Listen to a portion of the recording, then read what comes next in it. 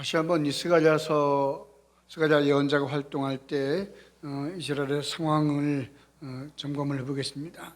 자, 언제쯤이라 그랬죠? 이스라엘이 바벨론에서 노예 종로를 타다가 돌아온 이후라 그랬습니다. 꿈에도 그리던 말 그대로 조국국에 돌아왔는데 현실 녹록치 않았습니다. 돌아온 이스라엘이 가장 신경 썼던 게 무엇입니까? 성전을 다시 짓는 일이었습니다. 근데 이게 안팎의 여러 가지 문제 때문에 자꾸만 연기가 되고 짓다가 말고 하는 일들이 생겨났습니다. 자, 그럼 그런 문제만 있겠습니까? 자존심이 상하죠. 왜일까요? 옆에서 보는 다른 사람들, 즉 다른 민족, 다른 나라들이 니네 조국에 들어왔다가 끝난 줄 알았지, 다 된 줄 알았지. 아니야, 니네 꼬라지를 봐라. 니들 하나님 어디서 뭐하고 계시냐? 하나님의 성전도 지금 제대로 짓지 못하고 있지 않느냐? 그런 비아냥과 더불어 계속되는 또 위협도 받고 있었습니다. 그러니까 정신적으로, 영적으로 이스라엘 백성들은 너무나도 지금 힘든 겁니다. 그런 때 하나님께서는 스가랴, 말라기, 요엘 이런 많은 선지자를 그때 보내주셨습니다. 우리도 자주 이제 포로에서 돌아온 이스라엘 사람들이 겪었던 것 같은 그런 괴로움, 고통을 겪게 됩니다. 경제적인 어떤 문제, 질병으로 인한 문제, 또한 인간관계에서 오는 여러 가지 상처들, 내일에 대한, 미래에 대한 불확실한 상황, 이런 것들을 우리를 두려움이라고 하는 또 하나의 성벽에 가두게 됩니다. 자, 이런 상황에 있는 백성들에게 하나님께서는 스가랴 선지자를 통해서 희망을 말씀하고 있습니다. 지금 절망의 벼랑 끝에, 절망의 그 울타리 안에 갇혀 있는 이스라엘 백성들에게 하나님께서 직접 개입하셔서 새롭게 하실 거라고 하는 소망을 지금 선포하고 있습니다. 하나님이 단지 옛날 조상들이 살던 예루살렘을 지키시거나 아니면 끌려갔던 사람을 단지 돌아오게 한 데서 그치는 게 아니라 새롭게 하시고 온전하게 하시고 새롭게 하신다라고 하는 겁니다. 오늘 우리 삶의 현장에서 흔들리는 우리를 붙들어 주시고 다시 일으켜 주시는 살아계신 우리의 보호자가 되신다라고 하는 것이 오늘 스가랴를 통해서 얘기해 주시는 말씀입니다. 자, 이렇게 말씀하죠. 하늘을 펴시며 땅에 터를 세우시며 사람 안에 심령을 지으신 분. 자, 여호와는 어떤 분이라고? 여호와는 곧 하늘을 펴시며 땅에 터를 세우시며 사람 안에 심령을 지으시는 분. 무슨 말일까요? 하늘과 땅을 당신의 마음대로, 계획대로 돌보시는 분, 만들고 다스리는 분이라고 하는 의미이죠. 거기 사람까지 포함이 됐습니다. 다시 말씀드리면 어려운 말로 하나님의 주권이 미치지 않는 곳이 없다. 하나님의 손길이 닿지 않는 곳이 없다라고 하는 겁니다. 그렇다면 하나님의 손이 닿지 않는 곳이 없다면 걱정할 이유가 없는 거죠. 여기까지는 하나님이 손댈 수 있지만 이건 하나님도 어쩔 수가 없어. 그런 부분이 우리에게 있다면 걱정할 수밖에 없죠. 걱정하는 게 자연스럽고 누구도 그 걱정을 끝내주지 못할 겁니다. 그런데 어떻다고요? 하나님의 손이 미치지 못하는 곳이 없다. 그러니까 우리가 어떤 문제, 어떤 어려움 가운데 있어도 해결 못할 문제는 없다라고 하는 겁니다. 그러니 어깨 축 처진 채 하나님께 버림받은 사람처럼 그렇게 쭈그러져 있지 말라고 하는 말씀이죠. 자, 먼저 하나님은 하늘을 펴신다 그랬습니다. 자, 하늘을 펴시는 분, 그래서 우리의 시야를 확장시켜 줍니다. 자, 우리 눈을 열어주는 하나님. 실은 아브라함에게도 그런 말씀을 여러 번 주셨잖아요. 아브라함, 예, 하나님, 여기 언덕 꼭대기 올라가 봐.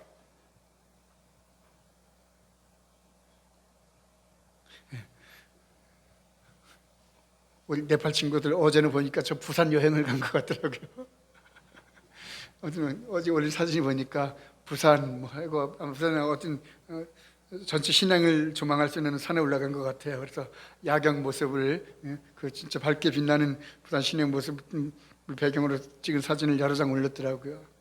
우리 어디 가든 어디 해외 여행을 할 때도 이상하게 높은 빌딩이나 탑이나 아니면 산에 올라가요. 거의 필수 관광 코스입니다. 우리나라 사람뿐만 아니라 다른 나라 사람들 역시 마찬가지예요. 높은 곳에 올라갑니다. 그러니까 남산 가면 한국 사람보다 거의 다 외국 사람들이죠. 왜입니까? 눈을 크게 떠서 두루두루 살피기 위한 겁니다. 보이지 않던 것을 보기 위함입니다. 그래서 야, 여기가 이렇게 좋은 곳이구나, 이렇게 아름답구나 하면서 손뼉을 치게 되고 노래가 나오게 되는 거죠. 하늘을 펴신다라고 하는 건 그런 겁니다. 하나님께서 우리의 시야를 열어서 좁은 시야에 갇혀서 전전긍긍하지 않고 거대한 우주를 만들고 다스리는 그 하나님을 느끼게 하는 겁니다. 그래서 하나님께서 세상을 보시는 것처럼 넓은 눈으로, 희망의 눈으로 세상을 보게 하신다는 말씀이죠. 거대한 우주를 손수 만들고 펼치신 분이기 때문에 우리의 막힌 길쯤은 아무것도 아닌 겁니다. 얼마든지 새로운 길을 내실 수 있는 분입니다. 두 번째, 땅에 터를 세우시는 분이라 그랬죠. 자, 땅의 터는 뭡니까? 터전, 기초죠. 우리 삶의 기초입니다. 세상의 모든 기초, 기반이 흔들려도, 삶의 터전이 흔들려도 하나님께서 그 기초를 세우시면 우리는 흔들리지 않습니다. 하나님이 붙들고 계시면 그 어떤 몇 도 지진이 일어나도 우리는 침몰하지 않는다는 말씀입니다. 세 번째, 가장 세밀한 자상한 위로는 사람 안에 심령을 지으셨다는 사실입니다. 하나님은 그냥 온 이 우주 만물만 통치하는 분이 아니라 우리 내면의 깊은 곳까지 다 살피시고 조성하신다라고 하는 겁니다. 우리의 깊은 낙심, 슬픔, 고통, 절망, 마음의 상처까지도 지금은 다 보고 계시고 알고 계시고 느끼고 계십니다. 우리의 마음을 만드신 분이시기 때문에 그 마음을 온전히 치료할 수 있습니다. 그러니까 여러분, 우리는 결코 이 세상 한가운데 뚝 던져진 우연히 생겨나거나 이 혼돈 가운데, 세상의 혼돈 가운데, 혼돈의 바다 가운데 버려져 있지 않습니다. 세상을 만드신 하나님의 손길이 여전히 우리를 감싸고 있습니다.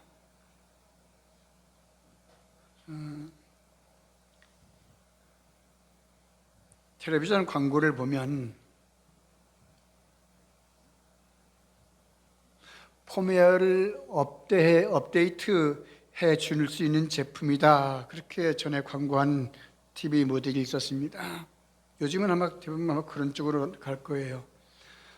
자, 펌웨어. 자, 웨어는 옷이란 얘기죠. 어떤 틀 같은 거를 이제 그렇게 얘기합니다. 하드웨어 하면 이런 컴퓨터 기계 같은 걸 말하는 것이고, 딱딱한 옷이라는 얘기니까 소프트, 부드러운 웨어, 소프트웨어, 부드러운 옷, 이걸 돌아가게 하는 운영체제 같은 걸 말하는 겁니다. 운영체제에서부터 여러 가지 프로그램들, 이런 화면을 이런 프레젠테이션을 만들고 보여주고 하는 것들. 근데 그 가장 기본적인 것을 이제 펌웨어라 그럽니다. TV, 오디오, 카메라, 컴퓨터, 여기저기에 펌웨어라고 하는 가장 중요한 우리 사람의 영혼 같은, 사람을 사람 되게 만드는 영혼 같은 게 있습니다. 자, 그런데 이거는 그대로라 할지라도 이 속껍데기 이걸 돌아가게 만드는 운영체제 가장 핵심적인 것은 더 새롭게 만들 수가 있죠. 그래서 처음 만들 때보다 더 빠릿빠릿하게 또 더 많은 일을 할 수 있도록 바꿀 수가 있습니다. 그 가장 중요한 걸 펌웨어라 그래요. 그거를 새로 만든 펌웨어로 TV 같은 걸 요즘 업그레이드 시켜줍니다. 그러니까 텔레비전 화면을 볼 때 요즘 이게 돈값을 못하는 것 같아, 팀이 한 것 같아 하다가 펌웨어가 업그레이드 되면 더 선명해지고 산뜻해지게 되는 거죠. 사실은 우리가 비싸게 4K 텔레비전 사잖아요. 여담입니다만, 문제는 텔레비전은 굉장히 성능이 우리가 가지고 있는 게 대부분 성능이 좋은데 정작 이 방송은 4K가 아닙니다.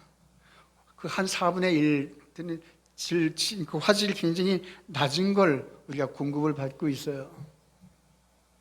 그래서 돈이 더 들지만 넷플릭스라든가 그런 데들은 이제 4K 진짜 고급 화질을 볼 수 있는 건 그런 데서 따로 봐야 됩니다.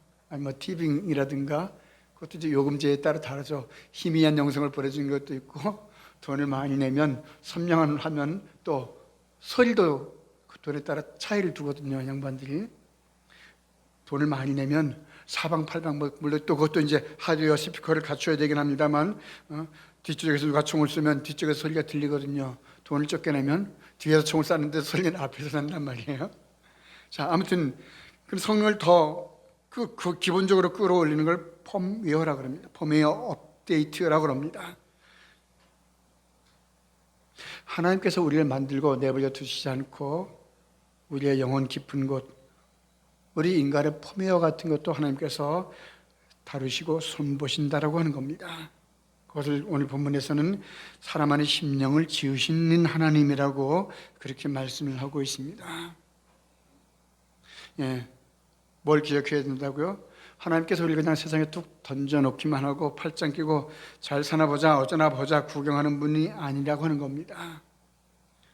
마치 사람이 새로운 만든 전자제품을 새롭게 해서 계속 그 소프트웨어까지 새로 만들어서 더 잘 돌아가게 하는 것처럼 하나님께서 우리 영혼을 계속 살피시면서 더욱더 빛나게 영광스러운 존재로 우리를 빚어 가신다라고 하는 겁니다. 그 다음 두 번째 오늘 본문이 주는 말씀은 하나님께서 우리 대신에 원수를 갚아주신다라고 하는 겁니다. 택하신 백성을 괴롭히는 자들을 혼내신다라고 하는 겁니다.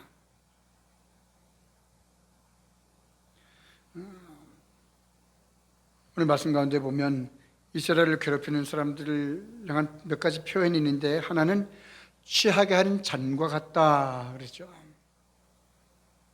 보라, 내가 예루살렘으로 그 사하면 모든 민족에게 취하게 하는 잔이 되게 할 것이라.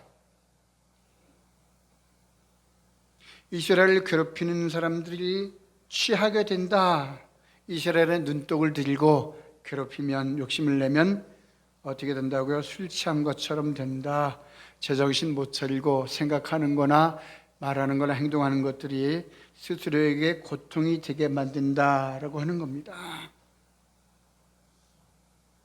3절에는 뭐라 그랬습니까? 내가 예루살렘을 모든 민족에게 뭐가 되게 한다고요? 무거운 돌이 되게 한다. 앞에서는 취하는 잔이 술잔이 되게 한다고 했고, 여기서는 무거운 돌이 되게 한다. 예루살렘을 하나님의 도상, 예루살렘을 만만하게 보고 이용하려고 하는 일들에게 어떻게 된다고요? 무거운 돌처럼 만들겠다.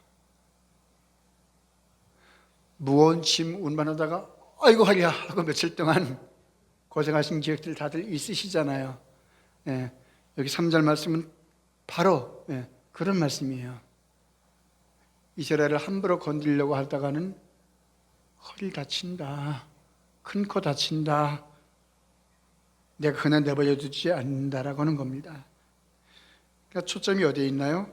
원수를 갚아준다기보다는 내가 예루살렘을, 내가 택한 백성을 보호하겠다라고 하는 약속이죠.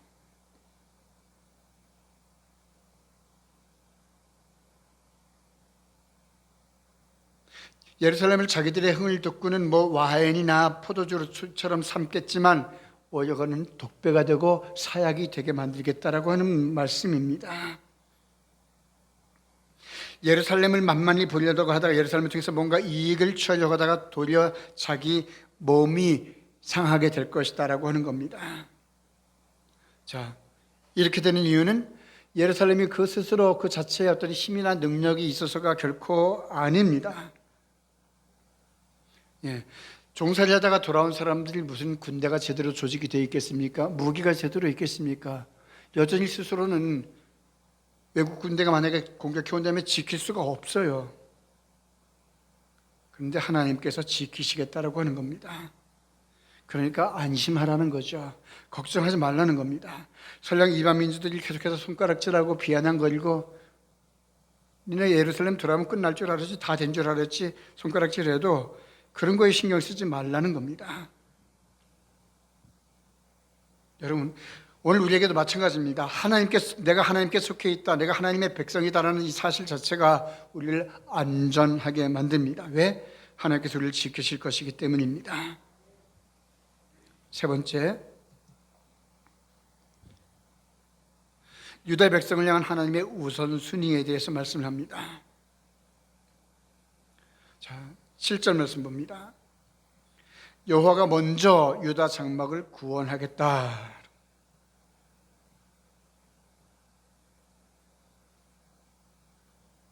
먼저 택하신 백성을 보살피십니다.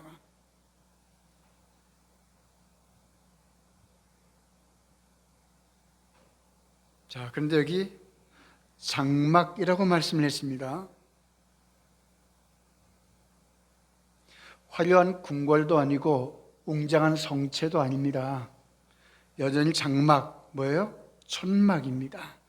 보잘것없죠. 천막 어떻습니까? 캠핑 해보셨죠? 우리 중고등부 시절에 교회에서 수련회 가고 하면은 정말 행복했던 기억은 거의 없습니다. 그렇죠? 어떤 것만 기억에 남아요?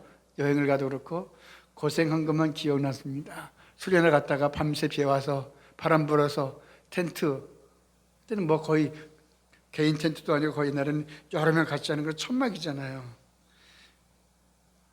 물도 떨어지면 남자친구 남학생들 나가서 물 걷어내고 바람에 흔들려 넘어지면 그 피 다 맞으면서 다시 말뚝 박고 끈 매고 텐트 위에 물 고이면 또 수시로 일어나서 팔 올리고 장대 밀어가지고 물 쏟아내고 그리고 이제 밤새 추워서 오들오들 떨고 그런 것만 기억에 남잖아요. 그러나 그런 기억에 남는 그런 고생했던 것과 기억에 남지 않지만 너무나도 기쁘고 즐거웠던 그런 것들이 합쳐져서 오늘 내가 여기 남들 다 놀러가는 이 시간에 하나님을 예배하는 자리에 있게 된 것이죠. 자, 텐트 얘기에다가 거기까지 갔는데 장막이란 건 그런 겁니다. 바람 불면 흔들리고 자처럼 날아가기도 하고 다 부서지기도 하고.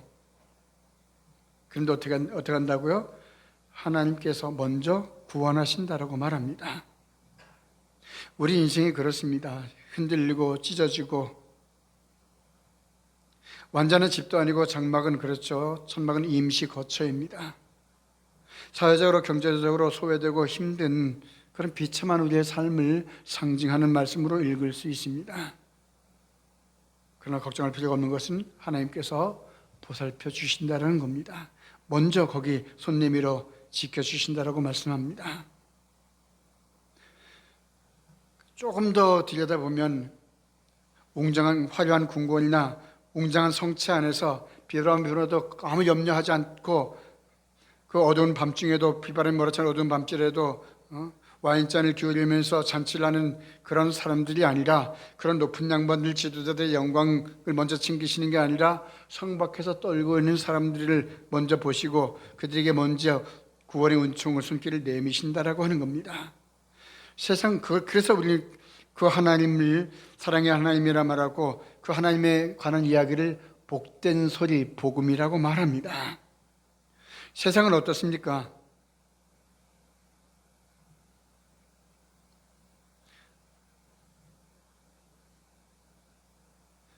이쪽에 없는 사람이 있고 이쪽에 있는 사람이 있습니다. 둘 다 홍수 때문에 고생을 하고 있습니다. 세상의 손길 어디 먼저 갑니까?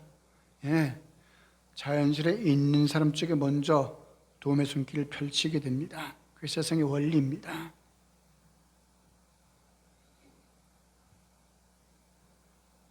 나에게 더 유익을 줄 수 있는 곳으로, 내가 고생한 다음에 더 많은 인정과 칭찬과 보상을 받을 수 있는 곳에 우리 먼저 마음도 먼저 거기 가고 우리의 손길도 발길도 거기에 먼저 가게 됩니다. 자, 목사들이 만나면 자주 하는 얘기 가운데 하나가 이 음성에 관한 얘기입니다. 우리 지역에 뭐 업체가 없잖아요. 거의 대부분 이제 아무리 가까워도 원주나 아니면 서울에 있는 업체에 결국 설계서부터 이제 설치라든가 이런 걸 맡기게 되는데, 문제는 사람이 만든 거니까 쓰다 보면 고장 나잖아요. 더군다나 처음에 설치하고 난 다음에 이런저런 또 손볼 것들이 있고, 설치하기 전에 뭐라 그럽니까? 목사님 걱정하지 마십시오. 저는 교회 먼저 챙깁니다. 100명이면 110명이 그렇게 얘기해요. 더군다나 시골 교회, 멀다고 여기는 잘 운항업자들 잘 오지도 않아요. 목사님 걱정하지 마십시오. 제가 교회 건사입니다. 집사입니다.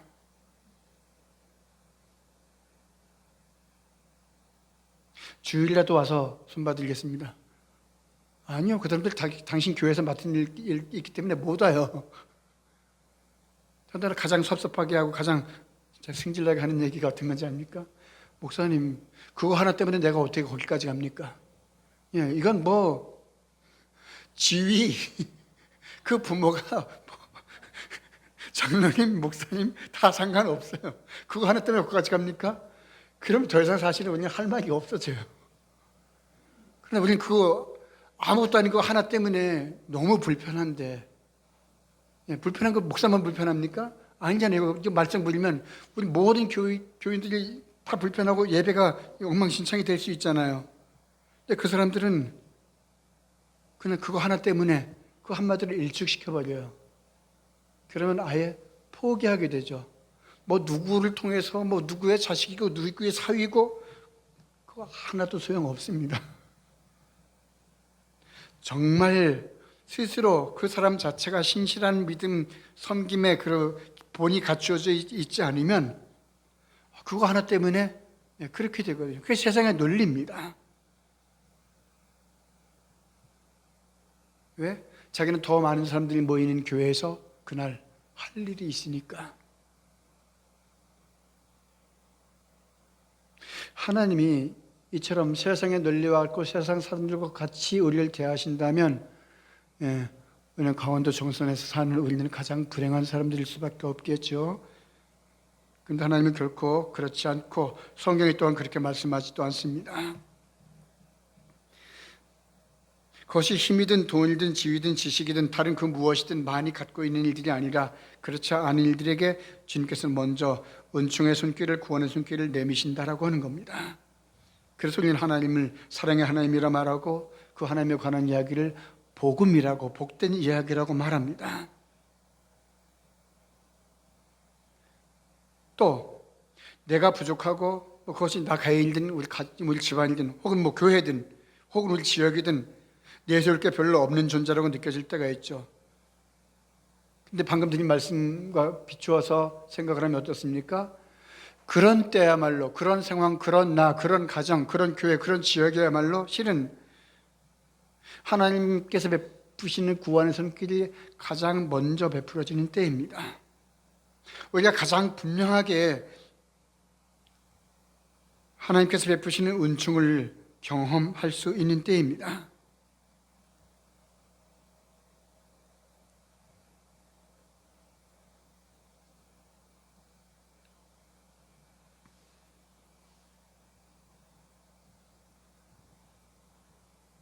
하나님 우리 이름까지 알고 계신다라고 말씀하지 않습니까? 아브라함아, 모세야, 내가 이름으로도 너를 안다. 아니, 하나님이 아브라함 이름 모르고 모세 이름 모를까봐 아브라함이나 모세가 그렇게 아니, 하나님 제 이름도 모르시잖아요. 그럴까봐 그렇게 말씀하신 걸까요? 전혀 아닙니다. 그럼 모세 이름만 아신다는 말씀일까요? 예, 그 말씀은 곧 내가 너희들의 이름을 안다는 말씀이죠. 이름을 안다는 것은 우리 모든 것을 다 안다는 말씀입니다. 우리 심령을 창조하시고 보살피시는 분, 하나님 우리 이름과 우리의 눈물을 알고 계십니다. 우리 초라한 장막을 하나님께서 임하시는 거룩한 성소로 바꾸어 주실 줄을 믿습니다.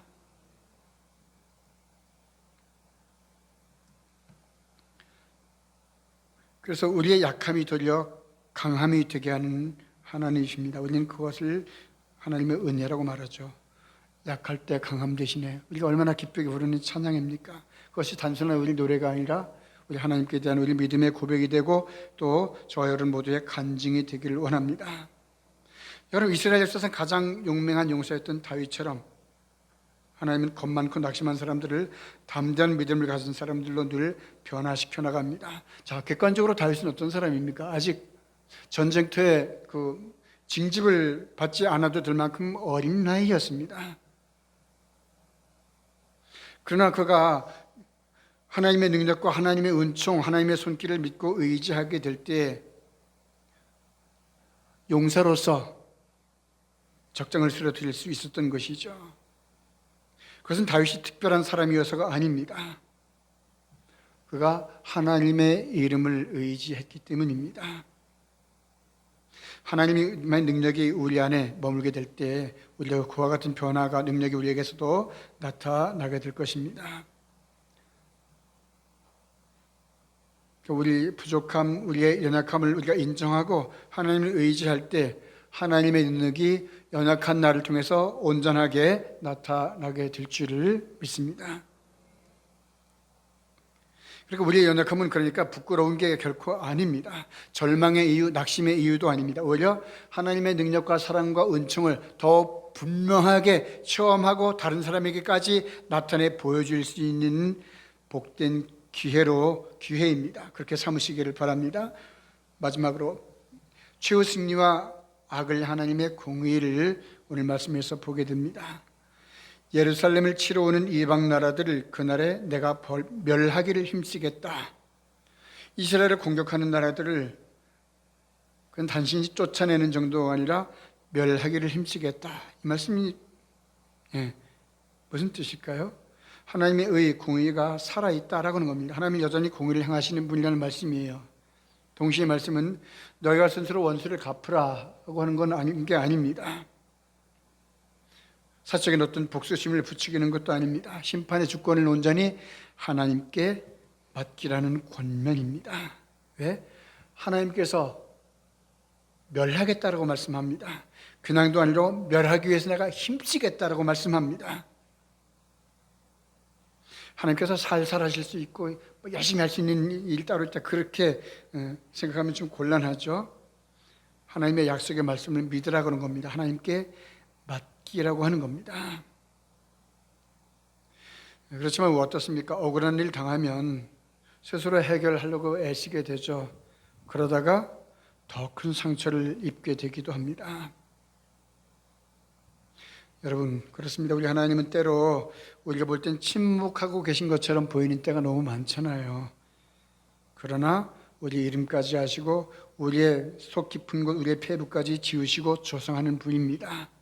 가장 적절한 때에 가장 의로운 방법으로 하나님께서 악을 다루어 주십니다. 그 하나님께 맡기는 믿음이 오늘 우리에게 너무나도 필요합니다. 자, 결론입니다.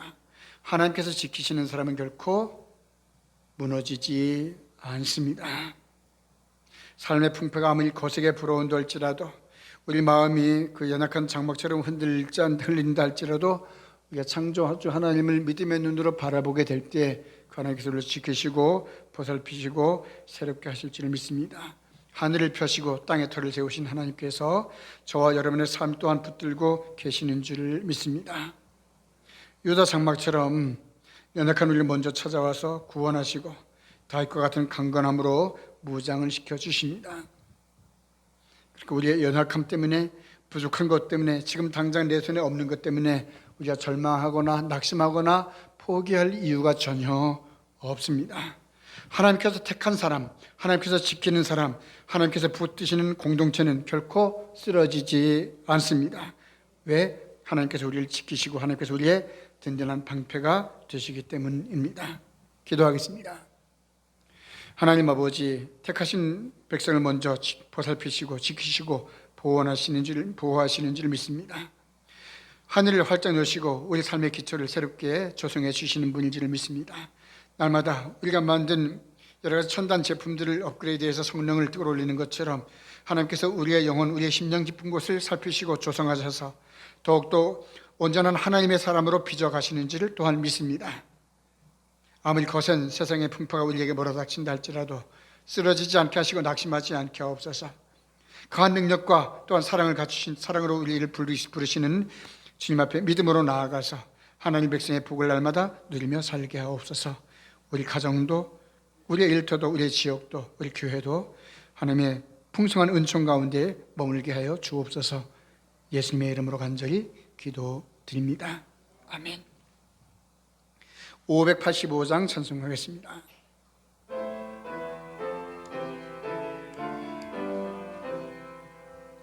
내 주는 강한 성이요 방패와 병기 되시니 큰 환난에서 우리를 구하여 내시리로다. 옛 원수 마귀는 이때도 힘을 써 모략과 권세로 무기를 삼으니 천하에 누가 당하랴. 내 힘만 의지할 때는 패